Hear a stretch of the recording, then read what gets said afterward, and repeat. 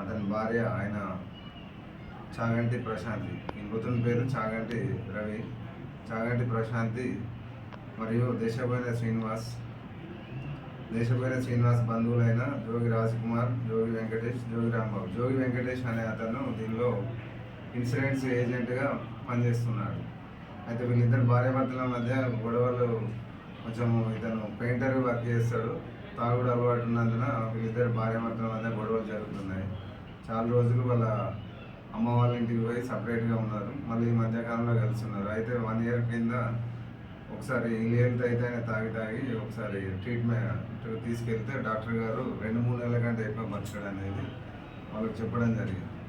దాంతోనే వాళ్ళ బంధువైన శ్రీనివాస్తో ఇట్లా చనిపోతారు కదా, ఏమన్నా ఇన్సూరెన్స్ ఇట్లా ఏమన్నా చేస్తే మీకు తెలిసిన ఏజెంట్ వెంకటేష్ ఉన్నాడు కదా అని అడిగితే వస్తాయి అని చెప్పి అతను టాటా కంపెనీలో ఇన్సూరెన్స్ చేయడానికి తీసుకెళ్తే అతడు అక్కడ ఫిట్స్ రావడము, మెడికల్ రిపోర్ట్స్ అన్నీ కరెక్ట్ లేకపోవడం వల్ల వాళ్ళు మేము ఎటువంటి చేయము, అన్ఫిట్ అని రాస్తారు.